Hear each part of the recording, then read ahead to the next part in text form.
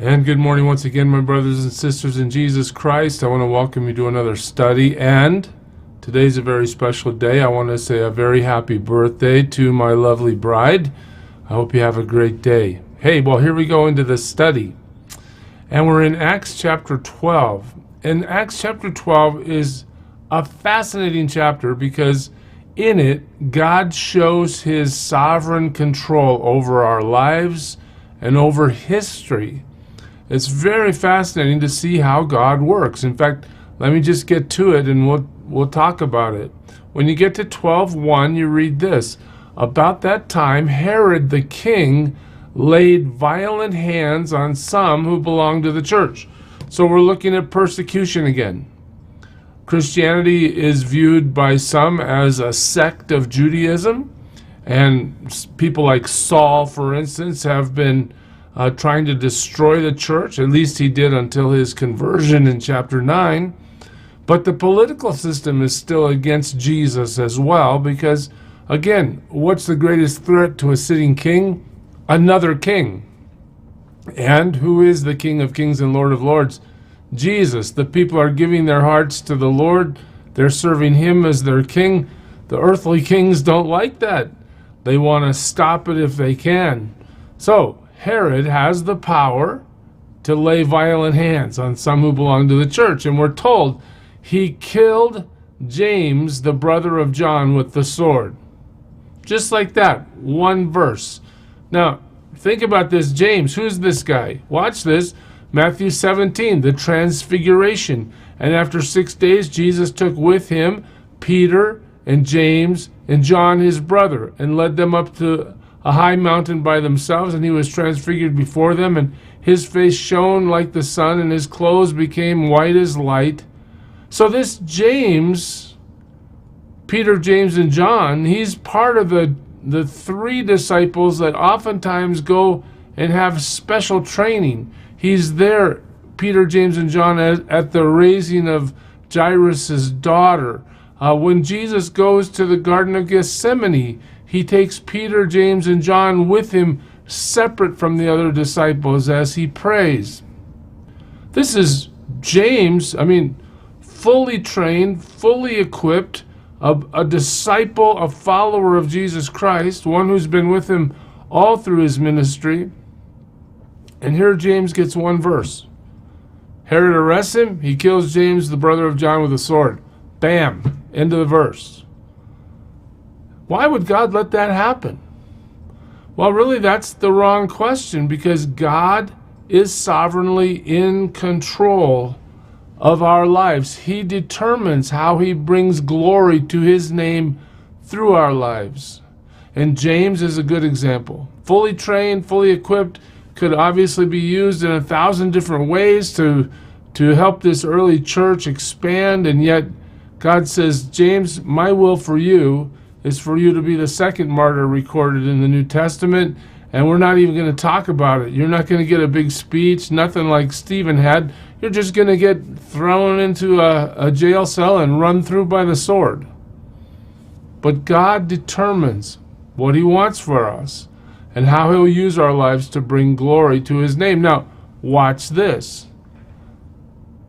And when he, that's Herod, when he saw that it pleased the Jews, notice the enemies of Jesus and the followers of Jesus are still the enemies that Jesus confronted in his ministry.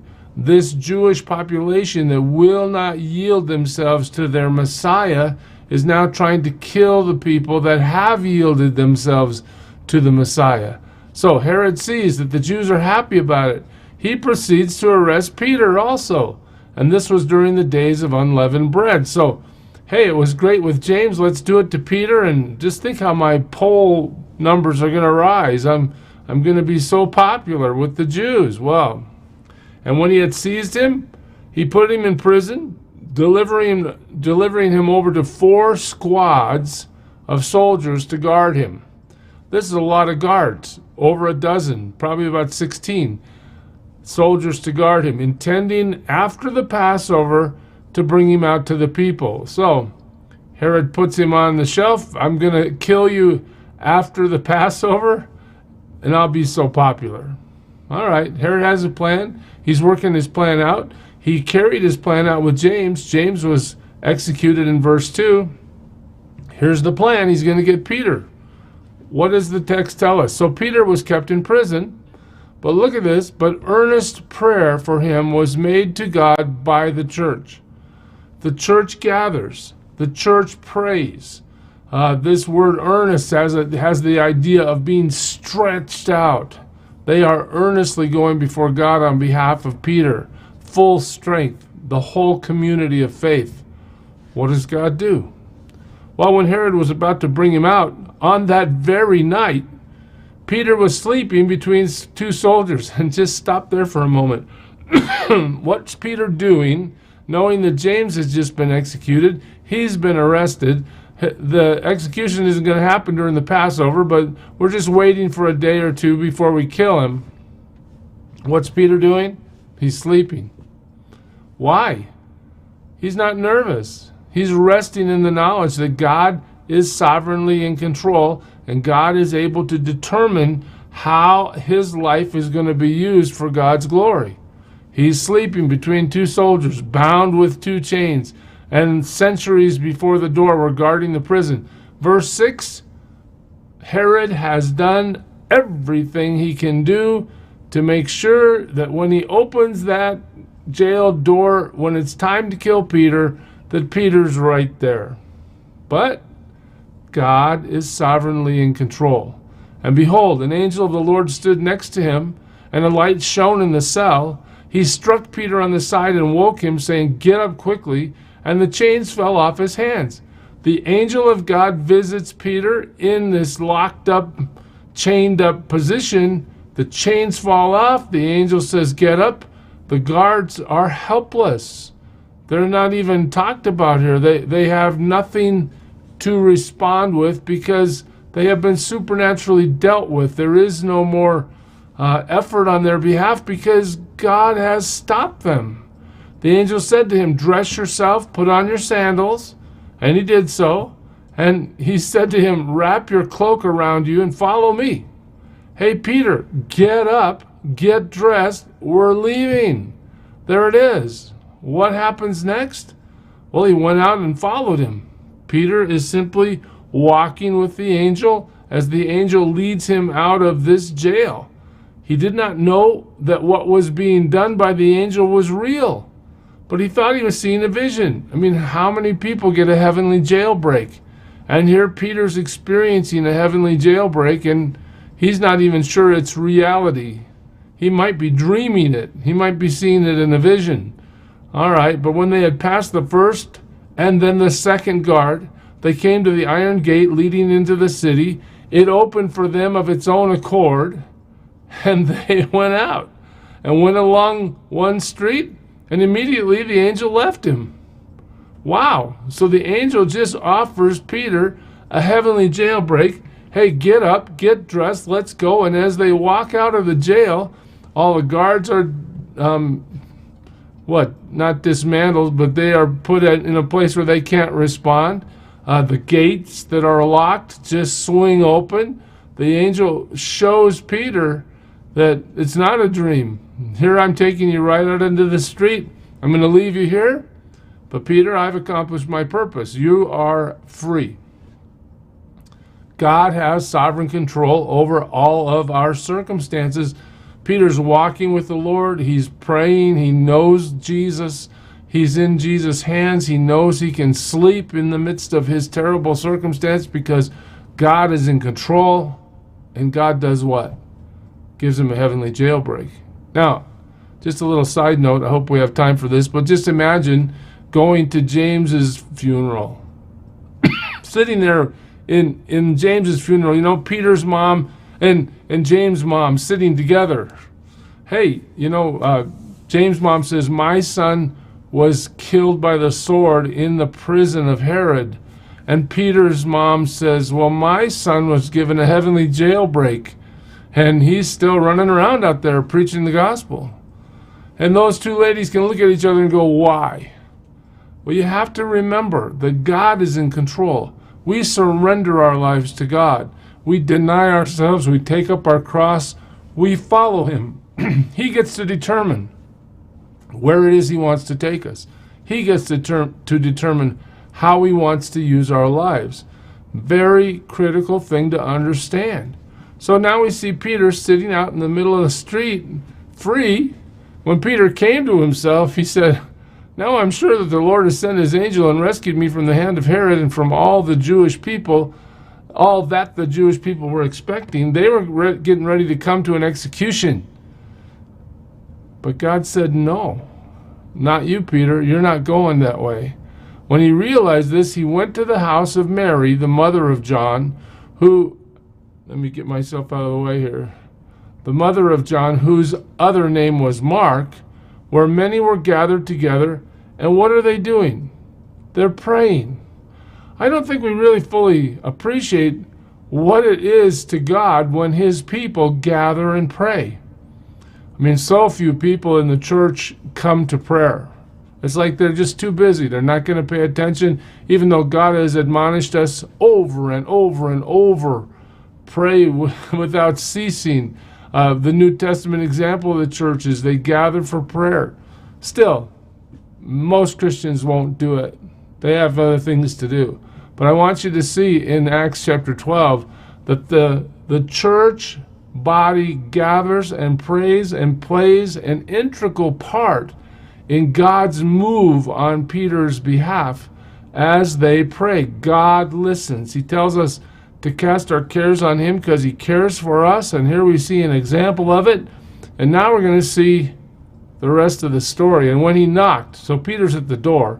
When he knocked at the door of the gateway, this servant girl named Rhoda, a modern day translation would be Rose, came to answer. Recognizing Peter's voice, in her joy, she did not open the gate, but ran in and reported that Peter was standing at the gate. This is kind of comical, isn't it? He's there, he's been given a heavenly jailbreak, and they won't open the door for him. They said to her, "You are out of your mind." Notice, the church is praying, but the church doesn't really believe. But she kept insisting that it was so, and they kept saying, "It must be his angel." But Peter continued knocking. And when they opened, they saw him and were amazed. God answers their prayer, does the miracle, and still they're having trouble believing it. But motioning to them with his hand to be silent, he described to them how the Lord had brought him out of the prison. And he said, "Tell these things to James and to the brothers." This is James, the half-brother of Jesus. Then he departed and went to another place. So Peter greets the family of God, explains the situation, and gets out of there. Now, when day came, there was no little disturbance among the soldiers over what had become of Peter. Can you imagine? The door to the jail house is still locked. All the chains are laying there. The guards are waking up from their stupor, and they're looking around. What happened to Peter? And after Herod searched for him and did not find him, he examined the centuries and ordered that they should be put to death. Well, that's quite a penalty, but that's the way it was. If you failed in your mission as a sentry or as a guard, it cost you your life. What does Herod do? Well, then he went down from Judea to Caesarea, and he spent time there. Herod heads to the coast. He's done with this. He doesn't want to deal with this anymore. He gets out of town as well. Now, Herod was angry with the people of Tyre and Sidon. That's a whole nother story. He has power over them. He's hurt them. He's cut off their food supplies. He's using his power to hurt the people of Tyre and Sidon. So they came to him with one accord, and having persuaded Blastus, the king's chamberlain, they asked for peace because their country depended on the king's country for food. They are trying to make some sort of pact with Herod in Acts 12:20. But what are we told? On an appointed day, Herod put his royal robes, and he took his seat upon the throne, and he delivered an oration to them. Okay, so now we see this guy who thinks he's all that, and he's the king, and he has power, and he has power over these people. He gathers them. He's going to speak to them. And this is where we really see the sovereignty of God again. And the people were shouting, the voice of a God and not of a man. Well, it wasn't uncommon at all for Roman leaders to be declared to be God. In fact, one of the things that the Roman Empire imposed on civilizations that they conquered was, we'll let you keep your religion, we'll let you keep your customs, but you've got to worship Caesar as God. Most cultures had no problem with that, but of course the Jewish culture rebelled against that strongly because they worship only God. And we see over history there's all kinds of trouble between Rome and Israel over these things. Well, here we see a good example of people that are willing to speak it out loud. Hey, Herod, we think you're a god. Of course, they're trying to manipulate him, trying to get him to ease these restrictions on their food supply. But nonetheless, Herod accepts their worship. What happens? Immediately, an angel of the Lord struck him down. What do we see? God is in sovereign control over history. God eliminates evil on his time frame. He struck him down because he did not give God the glory. And he was eaten by worms and breathed his last. So there he is, giving his oration. He receives worship and he dies. He dies an ugly death. But the word of God increased and multiplied. There we go. God's sovereignty. The purposes of God move forward despite all that oppose God. And those who follow God are dependent on him to show them what will bring him the most glory through their lives. The word of God increased and moves forward. In fact, along those lines, we're told Barnabas and Saul returned from Jerusalem when they had completed their service, bringing with them John, whose other name was Mark. This John is going to accompany them on a missionary journey, as we'll see. And this is a big transition in the book of Acts. We're now going to move into chapter 13. Peter's going to fade away, and Paul is going to become the central figure of the next few chapters. But let's just go back to this question of the three conclusions. One, God determines how our lives will bring him glory. Whether you're James and get run through by the sword, or you're Peter and you get a heavenly jailbreak, we entrust our lives to God for him to accomplish his purpose in our lives. God answers the church's prayers. Church, we need to really pay attention to this and gather to pray earnestly before the Lord, because he does hear. He is sovereignly in control, and God does destroy his enemies. To be an enemy of God is the most foolish thing any person can ever choose to be. And yet in our pride, many people choose that. God forbid that that's us. Let us yield our lives to the Lord today. And remember that he is sovereignly in control over us. When we pray to him, he listens and responds. And that all evildoers will be destroyed at the hand of God in his time. Wow. I pray you serve him well today, church. God bless you.